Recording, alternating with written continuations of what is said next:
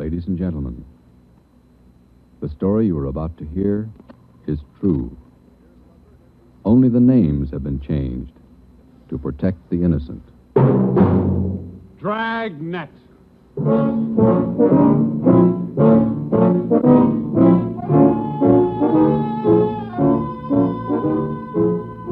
Dragnet, the documented drama of an actual crime, investigated and solved by the men who unrelentingly stand watch on the security of your home, your family, and your life. For the next 30 minutes, in cooperation with the Los Angeles Police Department, you will travel step by step on the side of the law through an actual case from official police files, from beginning to end, from crime to punishment. This is the story of your police force in action. Dragnet.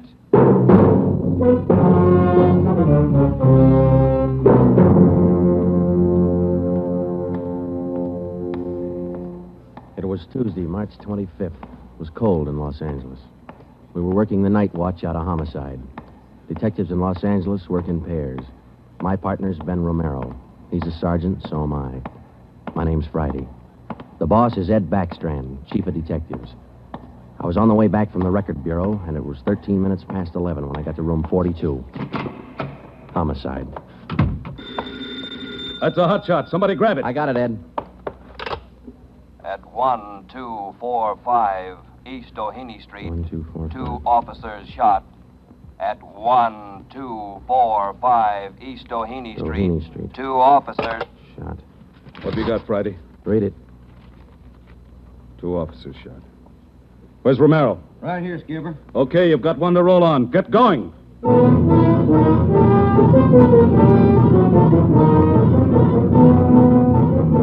Both Ben and I knew where we were heading. We'd recognized the address. It was the Trapdoor Cafe, a joint in the south end of town that did business with a pretty rough crowd. 13 minutes later, we pulled up in front. 2 patrolmen had the crowd pretty well pushed back. There was a cruiser car in front of the cafe. The car door was open, and an officer was sprawled across the seat. He was conscious but weak, and one of his pant legs was pretty red. Hello, Sarge. Hi, how you doing? I've done better. Yeah, well, what happened? Williams and I were cruising. We've been keeping an eye on this cafe lately. Tonight we decided to take a look. And just as we went in, 2 guys left in a hurry, the back door. We followed them out into the alley. It was dark out there, and I called to them. I said, "Hey, fellas, just a minute, I want to talk to you." They stopped? I'll say. One of them whirled. He had a gun in his left hand. He shot both of us. Left hand, huh? Williams went down and out. I went down, but I took a shot at them. No effect. Then I started crawling out here to the car so I could call in. You started crawling? Yeah. Wait a minute, Emerson. Weren't there any people around by that time? Yeah, quite a few ran out after the shots. You mean nobody would help you to the car? That's right. Did you get a good look at either of the gunmen? Well, one of them was tall. I think he was a redhead. There was something funny about his nose. That's all I saw. It's too dark out there. Williams was closer. I think he got a good look. Joe, the other officer, Williams. He's in pretty bad shape. Is he breathing? He's still alive, Emerson. I don't know how much time he's got. Ambulance? On the way. Okay, let's round up all the men who are in the cafe. We're taking them in.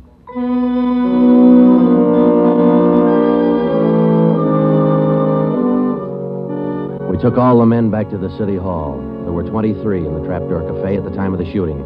We questioned all of them. One of them said there had been a redhead in the place, but he couldn't describe him. Ben and I left the interrogation room, and we went back to the squad room. Friday, Romero. Got a minute? Yeah, Ed. Come on, Ben.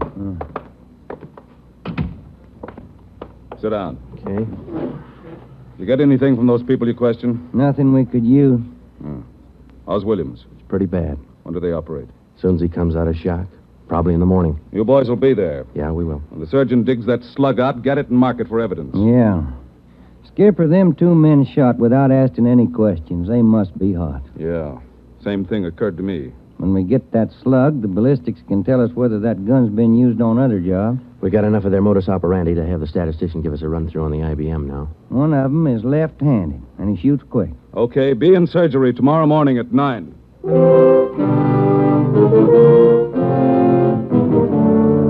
Neither Ben or I said much on the way home, but we were both thinking the same thing. I knew the chief was thinking it, too. Here were two men who'd shot a couple of police officers without asking any questions. Now, I suppose you've heard a lot of stories about what the force thinks of cop killers. Sure, we don't like to lose our friends and partners any better than anybody else would. Why not figure it this way? If these two guys would gun a couple of armed police officers, do you think they'd hesitate to shoot you, the unarmed citizen?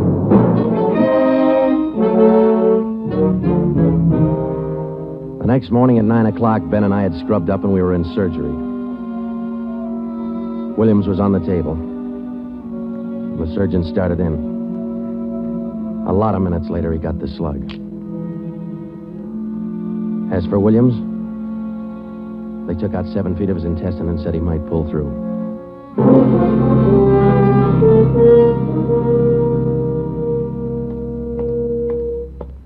Joe, here's the report from ballistics. The slug they took out of Williams come from a .44 Smith & Wesson. The same gun was used in a liquor store killing about a month ago. You call the statistician? Yeah, She's running all the cards on previous shooting through the IBM machine. She ought to be through about now. Let's take a look. Okay, come on. Hi, Helen. Just a second. Okay.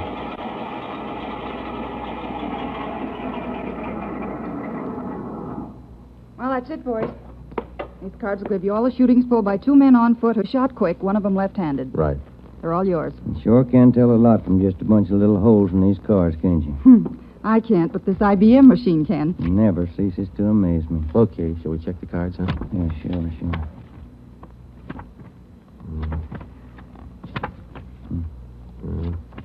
Wait a minute, Ben. Here we are. Huh? Yeah. Here's that liquor store killing ballistics tied the Smith & Wesson in on. Same gun that Emerson Williams was shot with? Well, it checks out. The liquor store was in the same neighborhood as the Trapdoor Cafe. Same gun, huh? Got to be. How long ago? A month ago, yeah. Ben, take the DR number off this card and let's pull the crime report on that job.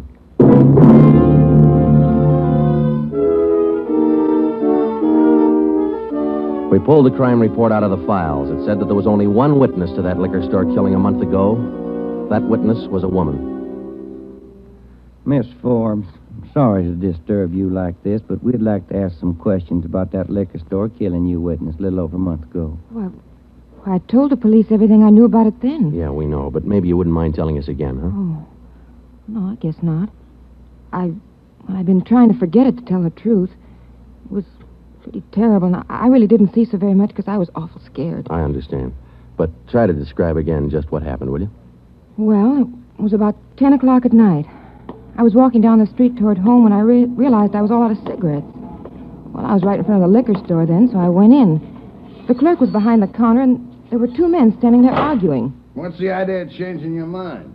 I thought we was going to get bourbon. No, let's get the wine. I want bourbon. Costs too much. Wine's good enough. The rest of them want bourbon, too. We better talk to them. Well, okay. We'll be back when we make up our mind, mister. 2 men walked out of the store, and the clerk smiled at me and shrugged his shoulders. I bought a pack of cigarettes and turned to leave. But just then, the 2 men came back in again, and each of them had a gun in his hand. This is stick up, mister. The clerk just sort of crumpled to the floor. I couldn't believe my eyes, but that's just how it happened. The men said this is a stick-up, and then they shot him right away. Get over against the wall, lady, or you'll get the same. One of them punched the no sale on the cash register. I was shaking so I almost caved in. He scooped the money out of the drawer and stuffed it into his pocket. And then the other one went over to where the liquor clerk was lying face down. He knelt down beside the clerk and he put his gun against the clerk's spine. Then they both ran out of the store. Oh, it was terrible. That clerk, he was lying there helpless and wounded, and they deliberately... Yeah, Miss Forbes, I understand. Oh, Miss Forbes, you said that both of the men had guns. Yes. One of the guns was black, and the other was sort of fancy looking. What do you mean, Miss Forbes? Well, it was real shiny. Nickel-plated? I wouldn't know about that, but it was shiny. There were 2 guns, huh? Yes. Well, now about the men themselves. Well, I was so scared their faces just didn't register with me. The one who shot the clerk in the back was sort of stocky. That's about the best I can do. Well, you mentioned in the report that one of the men was left-handed. Yes, I do remember that. Uh-huh. Look, Miss Forbes, this is very important to us. One of the men was a redhead? Redhead? Why, no, I didn't see any redhead.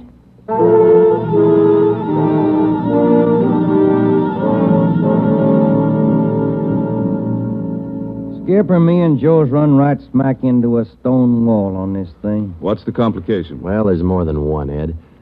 In the first place, we know that the .44 Smith & Wesson was used in both shootings. But the descriptions of the men involved don't check. Police officer Emerson said he thought the man that shot him and Williams outside the Trapdoor Cafe was a tall, left-handed redhead. Said there's something funny about his nose. You think Williams got a better look at him? Well, he probably did, but Williams isn't strong enough to talk yet. And a girl that witnessed the liquor store killing a month ago said that one of those men was left-handed. But she said neither of them was a redhead. And on top of all that, now we've got 2 guns to worry about. The girl mentioned 2 guns, so we checked the autopsy report on that liquor clerk. And, Ed, the bullet that actually killed him came from a .32-20, not a .44 Smith & Wesson. That fact didn't get any publicity at the time, did it? No, it didn't. Okay. We won't give it any publicity now, either. With a lowdown, it's just the .44 Smith & Wesson we're after. Because if whoever owns the .32-20 finds out it's hot, we'll never get it. Anything else? Well, we sent teletypes to all outlying stations in neighboring cities. Told them if they get any red-headed suspects, no matter what charge they got them on, to hold them for questioning. Yeah. Now, how about this .32-20, the actual murder weapon? Any leads on it? We've got one, Ed. We've been checking the records, and we discovered that 4 hours after the liquor store killing, a taxi driver in the neighborhood was shot and robbed. Slug was pretty well mashed, but there was enough to tell it was from a .32-20. So we're going over to question the taxi driver now. Good. Well, I think you boys are on the right trail. So far, what we've got is mostly unrelated facts, but sooner or later, those facts have all got to tie in at some point along the line. Find that point. Yeah,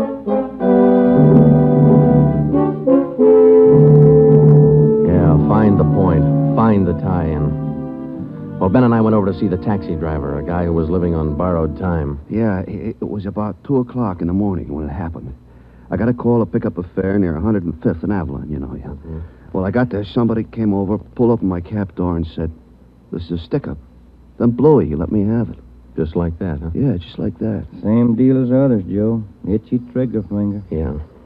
Did you get any kind of a look at the fella? Look, no, it's too dark. Uh-huh. Hey, according to the report, you got shot in the chest. Yeah, that's right.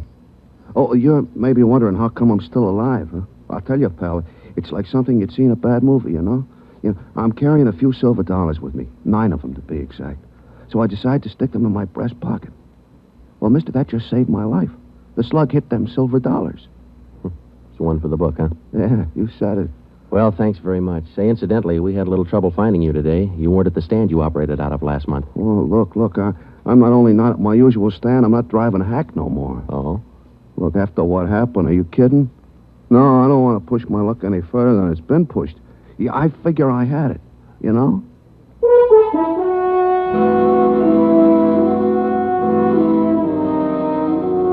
And about that time, Ben and I were beginning to figure we'd had it. We were getting nowhere fast. We had a few informants nosing around, but so far they hadn't come up with any leads. Well, Ben and I followed up all the teletypes that poured in. We just got back from Santa Ana, where we'd been questioning a red-headed suspect, and we'd flopped in the squad room when Chief Backstrand's door opened. Friday. Romero. Got a minute? Yeah, Skipper. Any luck with the Santa Ana Redheads? No, none at all. I guess you haven't heard the latest. We just now got back in town, Skipper. Early this morning, another cab driver got shot. What? Yeah. Man came up to his taxi, opened the door, said, "This is a stick-up," and shot him. Bullet went through one leg and into the other, but the driver managed to start his cab and drove over to a cafe. He called in from there. Boys recovered the slug? Yeah. It came from the same .44 Smith & Wesson that was used in the other 2 jobs. The cab driver get a look at the gunman? Yeah, briefly. Was it the redhead? No. Oh, the stocky guy. He wasn't red-headed and he wasn't stocky. That's all the driver knows. Well, that's great. Skipper, this is beginning to sound like a Gun of the Month club. You reckon somebody's renting them guns out? Well, they're passing the guns around all right, but I think they're working together. The way they operate indicates that. Yeah, the trigger-happy routine. Killing is apparently more than a business to them. It's pleasure, too. That's why we've got to get to them fast.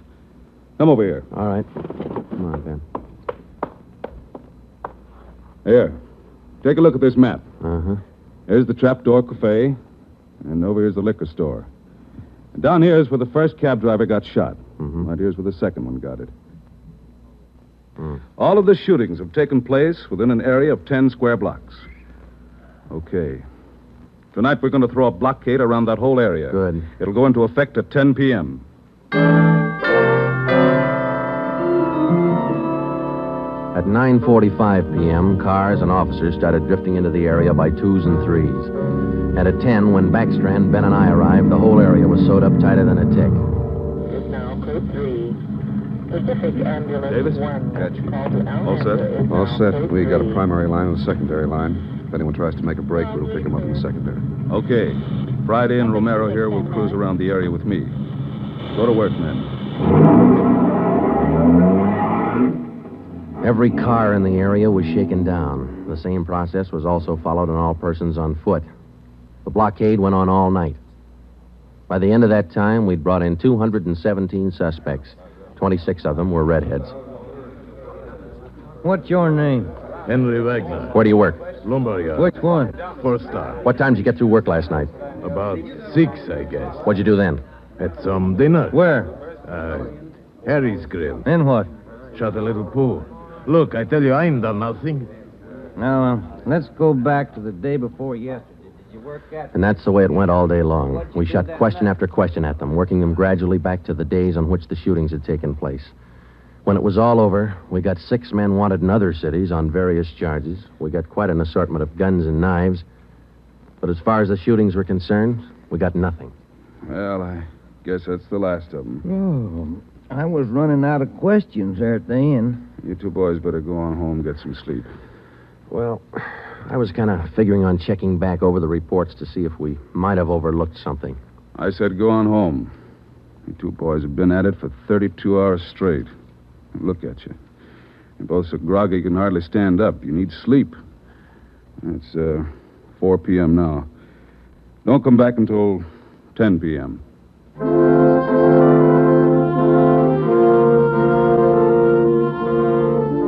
When I walked into the squad room at 10, Ben was already there. An informant had just phoned in a new lead. He told Ben he'd heard about a gang that had been hanging out down around the DeVere bungalow court in the south end of town. We knew that the DeVere was close to the Trapdoor Cafe, so we went over to talk to the manager. Joe, I've been meaning to ask you. You checked on how Williams is getting along? Yeah, I did. I called the hospital this afternoon. It's going to be all right. Oh, that's fine. Well, here we are. Yeah, manager's office. Still got a light on.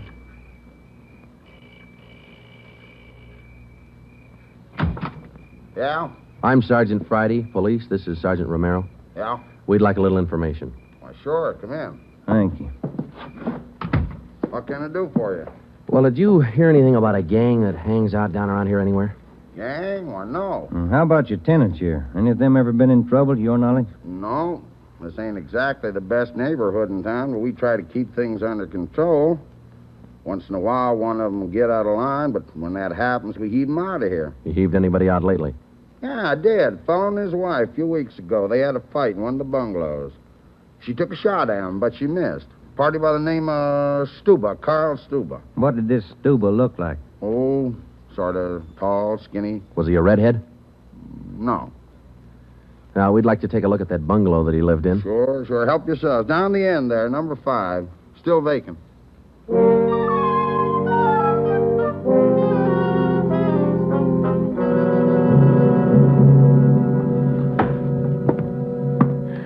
Well, I guess that does it. Stuba didn't leave a thing behind. Matter of fact, we don't have anything to prove that this Stuba's tied in at all. We're only working on a hunch. Hey, Joe, look. Where? Up on the wall there, just by the window. Oh, yeah. Yeah, that plaster there, it's newer than the rest. You got a knife? I sure have, boy, and I'm carving.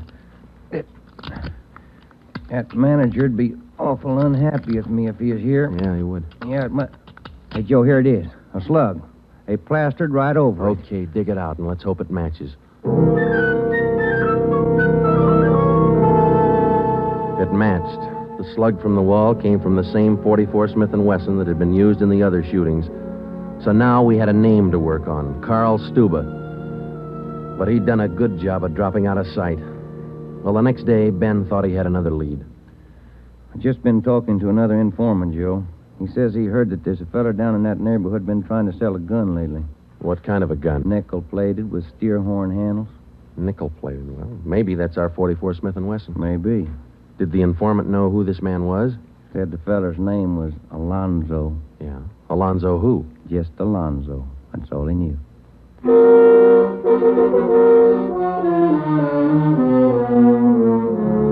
So now we had two names, Stuba and Alonzo, but no men to go with them. So we went back to making the rounds of the substations, interviewing red-headed suspects. We took a few of them to Williams, who was home from the hospital by now, but he couldn't identify any of them as the man who shot him. Still, we kept checking. Finally, we got around to the 77th Street station. We questioned the suspects they were holding there, and we just started to leave when one of the officers called us. Hey, Sarge, we're holding somebody else you might want to look at. Redhead? No. What's the charge? Suspicion of burglary. Small job. Oh, I don't know. What do you think, Ben? What's special about him? He lives in the same neighborhood where those shootings took place. All right. Where you got him? Down here. Did he admit anything? Nope. He's pretty surly. Here we are. Thanks. Hi. What do you want? I'm Sergeant Friday. This is Sergeant Romero. We'd like to ask you a few questions. Look, I already told the other cops all I know. I didn't steal no radio from that jerk. What's your name? We've been through all that once. Come on, what's your name? Jackson. Alonzo Jackson. Alonzo. I looked at Ben, and Ben looked at me. This could be the Alonzo who'd been trying to peddle that Smith & Wesson. Ben and I both knew here was one suspect we'd have to be real careful with. Alonzo, according to the records, this burglary you're suspected of took place on the night of the 27th. Look, how many times do I have to tell you guys they didn't have anything to do with it? You got an alibi for that night? Sure, I got an alibi. I was out with a couple of friends, I can tell you. What's your friends' names, Alonzo? One of them's Crandall, the other Stuba. Stuba, the guy who used to live in the bungalow court. Well, we told Alonzo he'd have to produce his two friends to give him an alibi for the burglary charge, and he bit. He went with us, and he pointed out where Stuba was living now. No wonder we hadn't been able to find him. It was a little shack at the back of a lot behind two houses. We thought it was a chicken coop at first. We took Alonzo back to the station, then we picked up Stuba. He was surprised to see us and not very happy. We took him in. Next, Alonzo gave us Crandall's address.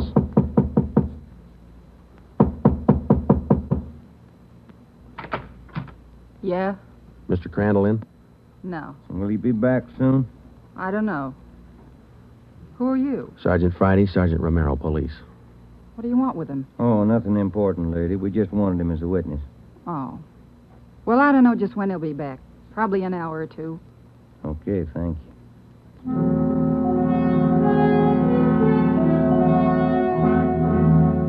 We went down the street away, and we staked out in the car. We sat there for about 5 hours, and then Ben nudged me in the ribs. Hey, Joe. Huh? Joe, take a look. Coming along the sidewalk. Yeah, and he's got red hair. Come on. Crandall. Huh?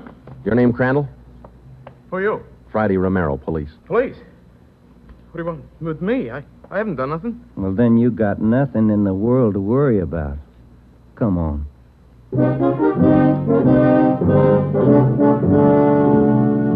We questioned Crandall for an hour, but he wouldn't give an inch. Denied everything. Then we put him in a car, and we drove over to Officer Williams' house. I left Ben in the living room with Crandall, while I went in Williams' bedroom. Hello, Sarge. Hi, Williams. How you doing? A little better, I think. That's fine. Look, we've got another redhead outside. Bring him in. Okay. All right, Crandall, come on in here. Who's in there? Why'd you bring me over here? Come on in here.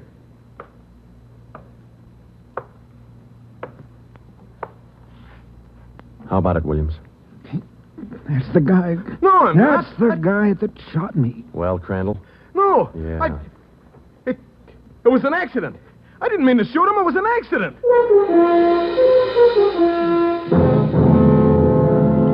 Once Crandall got started, he talked his head off. He also admitted being in on the liquor store killing, but insisted he was only the lookout. We took him back to the station and got his whole story down on a tape recorder. Yeah, he was left-handed. Then we went back to Alonzo, who didn't know we had Crandall's confession. We met the chief in the hall outside the room where they were holding Alonzo. You about ready to tie the knot? Oh, hope so, Chief. But Alonzo hasn't given any yet, and we still haven't found those guns. We've got one of them. Which one? The Smith & Wesson. Stuba popped about that one 10 minutes ago. Said he left it with his girl. A couple of the boys are on their way over to get it now. That's good, Ed. That leaves just the 3220. You haven't mentioned the 3220 to Alonzo, have you? No. He still thinks we're after that Smith & Wesson, and that's the way we're going to play it right now. Go ahead. Look, how much longer are you guys going to hold me here? Didn't you check with those friends of mine? Alonzo, we got a tip that you've been trying to sell a gun lately. A gun? Yeah, 44 Smith & Wesson. Oh. No, it's not true. That Smith & Wesson's been used in a couple of robbery jobs this month, and we think it's your gun. That's a lie. Any proof of that? Why, yeah. Sure, I got proof of that. I used to have a gun, but it wasn't a Smith & Wesson. Look, if I tell you where it is, that ought to convince you, shouldn't it? It'll help things. Okay. I sold it to a neighbor of mine. He gave me $7. I'll give you his address. You sure it's not a Smith & Wesson? Sure, I'm sure. It's a 3220. Yeah, it worked. We went to the neighbor's address, and he admitted having bought the 3220, but said he'd lent it to a friend who'd never returned it. The friend had hocked the gun to a barber. The barber gave him $15 and a haircut for it. We finally got it from the barber, and we came back to the station. I'm all set, Joe. I'll be in the next room. Just give me the nod. Okay. Hello, Alonzo. Hey, you got the gun. Yeah, we got the gun. Well, now maybe you'll believe I'm on the level. Okay if I go now? I guess we won't be able to hold you here much longer. You can say that again, brother. You could have saved a lot of time if you'd have listened to what I've been trying to tell you all along. I guess you're right, Alonzo. Sure, I'm right. You know, you guys would be a lot better off if you believe guys like me the first time we tell you something. But on the liquor Instead store of job, running... I was only a lookout. I was outside. It was the other two who pulled that one. Stuba and Alonzo. Alonzo killed the clerk. Hold it, Alonzo. Dirty, All right, Alonzo, that's enough. Now, come on, how about it? Now, what's the use? All right. That's like you said. Okay, Ben, bring the recorder in here. Alonzo's ready to make a record now.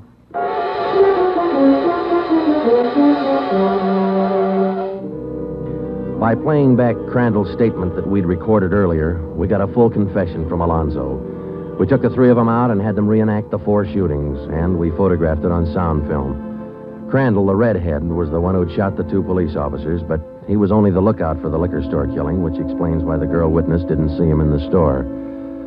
Stuba and Alonzo were the ones who pulled that job, and Alonzo, the worst of the bunch, was the one who put the 3220 against the spine of the wounded clerk.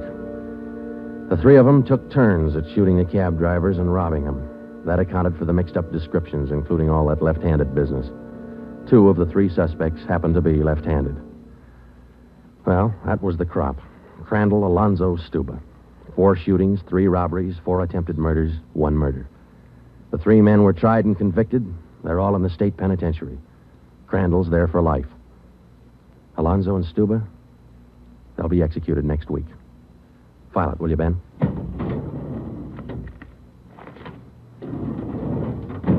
Case closed. Dragnet.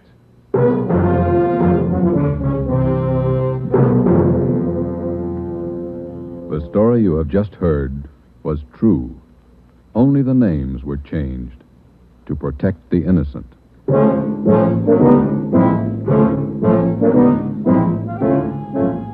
You have just heard the second in a new series of authentic cases from official files. Technical advice for Dragnet comes from the office of C.B. Horrell, Chief of Police, Los Angeles Police Department.